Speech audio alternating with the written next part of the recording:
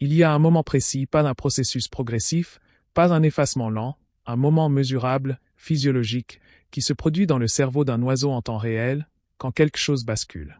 Quand l'animal qui vous observait depuis des semaines ou des mois franchit un seuil et vous classe dans une catégorie entièrement différente de celle d'avant. Vous l'avez probablement ressenti de l'extérieur sans savoir ce que vous ressentiez. Le jour où la mésange est restée sur la mangeoire quand vous êtes passé à côté au lieu de s'envoler. Le matin où le cardinal a continué à chanter quand vous avez ouvert la porte de derrière. L'après-midi où le rouge-gorge n'a pas bougé quand vous vous êtes accroupi pour arracher des mauvaises herbes à 1 mètre de l'endroit où il cherchait sa nourriture. Vous avez senti quelque chose changer. Vous ne saviez simplement pas quoi. Ce qui a changé, c'est de la chimie. Une chimie cérébrale précise et mesurable. Et comprendre ce qui se passe réellement dans le cerveau d'un oiseau à ce moment-là change la façon dont vous comprenez chaque interaction que vous avez jamais eue avec un animal sauvage dans votre jardin. Bienvenue dans le langage secret des oiseaux. Abonnez-vous avant de partir, parce qu'aujourd'hui nous allons quelque part où la plupart des gens n'ont jamais l'occasion d'aller. À l'intérieur du cerveau de l'oiseau à votre mangeoire au moment précis où il décide que vous n'êtes pas une menace. Ce que la neuroscience dit réellement. Ce que font les hormones. Et ce que le cerveau de l'oiseau doit accomplir avant de pouvoir jamais vous laisser entrer. Restez jusqu'à la fin, parce que la dernière chose que nous aborderons est celle que la plupart des gens trouvent la plus difficile à croire, et c'est la chose la plus importante dont nous ayons jamais parlé sur cette chaîne. Numéro 1. Le système de détection des menaces qui tourne chaque seconde de la vie d'un oiseau. Avant de pouvoir comprendre le moment où un oiseau décide que vous êtes sûr, vous devez comprendre ce dont il essaie de s'éloigner. À quoi ressemble réellement l'état de base du système nerveux d'un oiseau? Parce que pour la plupart des gens, la réponse est surprenante. Un oiseau sauvage n'est jamais complètement détendu. Pas à la mangeoire, pas dans le nid, pas endormi. Son système nerveux exécute un cycle continu de détection des menaces chaque seconde de chaque jour, scrutant l'environnement, évaluant chaque mouvement, chaque ombre, chaque son, et faisant des évaluations rapides de probabilité pour savoir si l'un d'eux signale un danger. La structure responsable de cela est l'amygdale, une petite région profonde dans le cerveau qui traite la peur et la menace. Les oiseaux ont un équivalent de l'amygdale appelé l'archipallium. Et chez les oiseaux, il est proportionnellement plus grand et plus actif que chez la plupart des mammifères. Il a évolué ainsi pour de bonnes raisons. Un oiseau qui relâche sa détection des menaces ne serait ce que quelques secondes dans la mauvaise situation ne transmet pas ses gènes. Des chercheurs de l'Université de Californie étudiant les réponses à la peur chez les oiseaux ont trouvé que l'archipallium s'active en quelques millisecondes après la détection d'une menace potentielle. Plus vite que la pensée consciente, plus vite que toute réponse délibérée. Au moment où un oiseau enregistre consciemment que quelque chose est là, les hormones du stress inondent déjà le sang. L'hormone principale dans ce système est la corticostérone, l'équivalent aviaire du cortisol. Quand une menace est détectée, la corticostérone fait un pic, la fréquence cardiaque augmente, le sang est redirigé du système digestif vers les muscles. L'oiseau est prêt à s'envoler avant d'avoir décidé de s'envoler. C'est le système que chaque oiseau de votre jardin fait tourner. Chaque moment qu'il passe là. Le cardinal à votre mangeoire n'apprécie pas ses graines comme vous apprécieriez un repas. Il mange tout en exécutant simultanément une évaluation continue des menaces de tout ce qui se trouve dans son champ visuel. Chaque fois que vous bougez, vous entrez dans cette évaluation. Chaque fois que vous apparaissez à la fenêtre, le système réévalue. Comprendre cela n'est pas déprimant. C'est le point de départ. Parce que ce qui se passe quand un oiseau décide que vous êtes sûr, c'est l'histoire de ce que ce système apprend à faire différemment, spécifiquement, uniquement pour vous. Numéro 2. Ce que le cerveau fait avec un visage familier. C'est là que la neuroscience devient genuinement extraordinaire. Les recherches sur la reconnaissance individuelle chez les oiseaux, les plus célèbres étant les études sur les corneilles à l'Université de Washington, mais répliquées sur plusieurs espèces, ont établi quelque chose qui semblait contre-intuitif au premier abord. Les oiseaux n'apprennent pas seulement que certaines situations sont sûres. Ils apprennent que certains individus sont sûrs. La reconnaissance est spécifique au visage, spécifique à l'individu, et stockée dans la mémoire à long terme d'une façon qui persiste à travers des mois et des années. La structure cérébrale responsable de cela est analogue à ce que les humains utilisent pour la reconnaissance faciale. Chez les oiseaux, le nidopallium caudolatéral, l'équivalent aviaire du cortex préfrontal, joue un rôle central dans l'apprentissage associatif et la mémoire. C'est là que l'oiseau stocke les associations apprises qui priment sur la réponse de menace par défaut. Voici ce qui se passe quand un humain sûr et familier apparaît.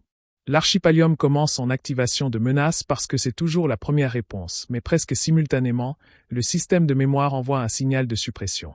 Rencontre précédente avec cet individu, correspondance de schéma trouvé, niveau de menace faible. Le pic de corticostérone est atténué. La fréquence cardiaque ne monte pas aussi haut. La réponse de fuite ne s'engage pas complètement. Cette suppression devient plus rapide et plus complète avec le temps. Plus un oiseau a eu de rencontres avec une personne précise se comportant de façon sûre, plus vite et plus complètement le système de mémoire prime sur la réponse de menace. Ce qui ressemble de l'extérieur à l'oiseau qui s'habitue à vous est en réalité le système de mémoire de l'oiseau qui devient plus rapide et plus confiant pour supprimer sa propre alarme. Ce qui est remarquable dans ce processus, c'est sa spécificité. La suppression n'est pas généralisée. Un cardinal qui a appris votre visage ne supprime pas sa réponse de menace pour votre voisin. Il ne la supprime pas pour les étrangers qui entrent dans votre jardin. La suppression est liée à vous, votre visage précis, votre schéma de mouvement précis, votre signature comportementale précise. Si vous changez radicalement d'apparence, un grand chapeau, un manteau inconnu, la reconnaissance peut temporairement échouer et l'oiseau vous traitera comme un étranger jusqu'à ce que la correspondance soit rétablie. Le moment où l'oiseau reste sur la mangeoire quand vous passez à côté, c'est le moment où la suppression est devenue plus rapide que la réponse de fuite. C'est un seuil neurologique franchi en temps réel, construit à partir de chaque rencontre précédente que vous avez jamais eue avec cet oiseau précis. Numéro 3. Le rôle de la corticostérone et pourquoi le stress est la mesure de la confiance. Les chercheurs peuvent réellement mesurer à quel point un oiseau fait confiance à une personne précise, non seulement par le comportement, mais par la chimie du sang. Des études sur des oiseaux sauvages dans des jardins résidentiels, publiées dans des revues comme Hormone and Behavior, ont mesuré les niveaux de base de corticostérone chez des oiseaux qui rencontrent régulièrement des humains précis. Le résultat est constant. Les oiseaux exposés de façon prolongée à des humains non menaçants montrent des niveaux de base de corticostérone mesuralement plus bas dans leur sang que les oiseaux sans cette exposition. L'hormone du stress baisse de façon chronique et persistante. Cela est d'une importance énorme pour le bien-être de l'oiseau. Une corticostérone chroniquement élevée, celle qui vient de vivre dans un état d'alerte permanente, supprime le système immunitaire, réduit le succès reproductif et raccourcit la durée de vie. Un oiseau qui a appris à abaisser sa réponse de menace autour d'un humain de confiance précis ne se comporte pas seulement différemment. Il est en meilleure santé. Son système immunitaire est moins supprimé. Son corps dépense moins d'énergie sur le système combat-fuite et plus sur la digestion, la fonction immunitaire et l'entretien à long terme. La personne qui a bâti la confiance avec les oiseaux de son jardin améliore littéralement les résultats de santé de ces oiseaux, non pas seulement par la nourriture, mais par la présence constante, prévisible et non menaçante qui permet au système de stress de l'oiseau de fonctionner à un niveau de base plus bas. Pensez à ce que cela signifie. Le cardinal qui vient dans votre jardin depuis 3 ans ne tolère pas simplement votre présence. Votre présence spécifiquement est associée dans son cerveau à un état de corticostérone plus bas, à quelque chose de plus proche de l'aise, à un jardin où le système de menace peut fonctionner un peu plus silencieusement. Ce n'est pas une métaphore. C'est de la chimie cérébrale mesurable. Numéro 4. Le signal de dopamine. Pourquoi l'oiseau continue de revenir? La confiance se construit par la suppression de la réponse de menace. Mais quelque chose d'autre se passe en parallèle de cette suppression. Et c'est ce qui fait qu'un oiseau ne se contente pas de tolérer une personne, mais cherche activement sa présence. La dopamine. Le même neurotransmetteur qui drive le comportement de recherche de récompense chez les humains le fait chez les oiseaux. Quand un oiseau trouve de la nourriture, la dopamine est libérée. Quand un oiseau navigue avec succès dans une interaction sociale, la dopamine est libérée. Quand un oiseau expérimente quelque chose qu'il a appris à associer à la sécurité et à la récompense, la dopamine est libérée. Au fil du temps, l'humain familier qui fournit de la nourriture, qui est prévisible, qui ne déclenche pas le système de menace, cet humain devient un signal de dopamine. Le cerveau de l'oiseau a associé cette personne précise à des résultats positifs, non pas de façon vague, mais de la même façon neurologique précise que fonctionne toute association d'apprentissage par récompense. Des recherches sur les corvidés, corneilles et geais ont montré que les oiseaux chercheront activement des humains qui ont précédemment fourni des interactions positives, même quand la nourriture n'est pas présente.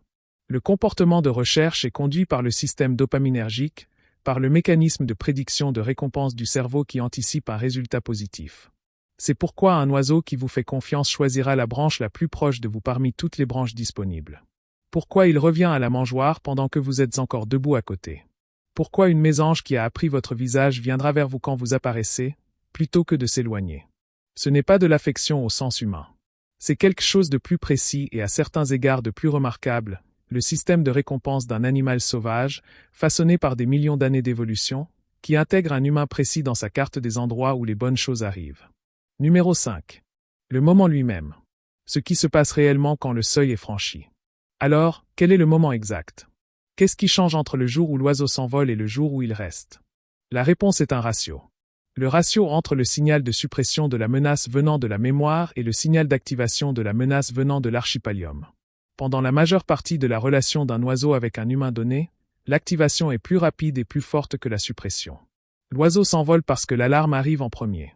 À un moment donné, et les chercheurs pensent que cela se produit de façon incrémentielle à travers de multiples rencontres plutôt que lors d'un franchissement dramatique, le signal de suppression rattrape son retard.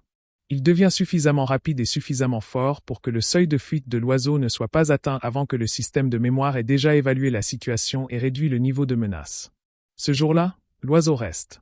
De l'extérieur, ça ressemble à une petite chose. L'oiseau ne s'est simplement pas envolé.